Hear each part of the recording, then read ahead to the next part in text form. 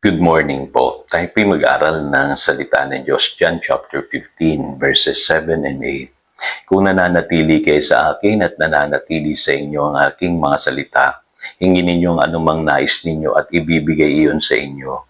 Napaparangalan ng aking Ama kung kayo'y masaganang nagbubunga bilang aking mga alagad. God's promises will not fail. Dito po sa verse 7, makikita natin kung sang-ayon po sa salita ng Diyos yung ating mga hinihingi. Ang sabi ng Biblia, yan ay ibibigay sa atin ng Diyos. At malinaw din po, bilang mga alagad, dapat po ay maparangalan ang Diyos Ama sa ating mga buhay. Paano po mangyayari yon? Tayo po bilang mga alagad, dapat po alam natin yung sinasabi ng salita ng Diyos upang makahingi tayo ng tama. Sa Diyos. At alam niyo po, bilang mga alagad, dapat pumaalam tayo sa salita ng Diyos kasi sa pamamagitan po ng salita ng Diyos, tatanggapin natin ang lahat po ng ating mga kailangan sa buhay na ito. So malinaw po sa Biblia, hindi sinasabi diyan na basta ka lang humingi sa Diyos. Kailangan po hihingi tayo sang-ayon po sa salita ng Diyos. Kailangan manatili muna tayo sa salita ng Diyos. At higit sa lahat, tayong mga alagad, dapat po tayo'y namumunga sa ating prayer life. Bakit po? Kasi po, bilang mga alagad, tayo po ay mga disciples of the Word of God. Alam natin kung ano yung sinasabi ng salita ng Diyos patungkol sa ating pangangailangan. Kaya, alam niyo po sa 2 Peter chapter 1 verses 2 to 4, may sinasabi po si Apostle Peter patungkol po rito. Unang-una po, unahin natin yung sa verse 4. Ang sabi diyan, "Through this, He has given us His very great and precious promises, so that through them you may participate in the divine nature and escape the corruption in the world caused by evil desires." So, ibig sabihin, sa buhay na ito, in-equip tayo ng Diyos, mga kapatid. Alam niyo yung ating mga pangangailangan, kaya ibinigay niya yung kanyang great and precious promises. Doon po nakasalalay ang lahat.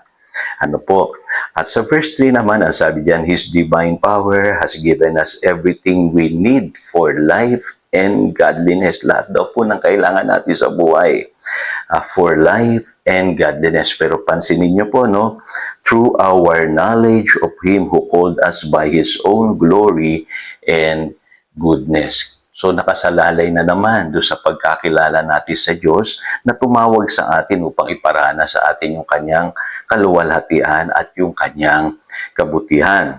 Na kung babasahin po ninyo ulit yung verse 2 na pinag-aralan natin yesterday, sabi diyan, "Grace and peace be yours in abundance to the knowledge of God and of Jesus our Lord." So sasagana sa atin yung biyaya ng Diyos at yung kapayapaan ng Diyos sa pamamagitan din ng pagkakilala natin sa Diyos sa pamamagitan ng Panginoong Jesus. So makikita po ninyo, hindi talaga sasala po ang mga pangako ng Diyos sa ating buhay.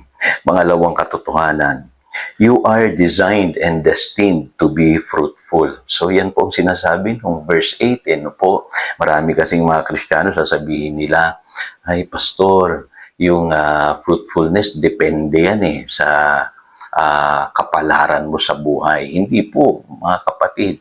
Hindi po tayo namumuhay sang-ayon sa kapalaran, namumuhay tayo sang-ayon sa salita ng Diyos. At ang sabi rito, napaparangalan ng aking Ama ko kayo'y masaganang nagbubunga bilang aking mga alagad. Dapat po ang mga alagad namumunga sa buhay na ito.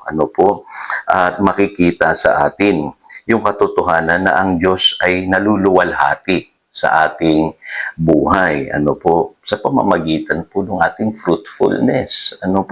Pangalawa, testimony po, na tayo'y mga totoong alagad, namumuhay sang-ayon sa salita ng Diyos kung tayo po ay namumunga. Kaya luminaw po sa inyo siguro itong talatang ito. Huwag niyo po itong babasahin na magkahiwalay.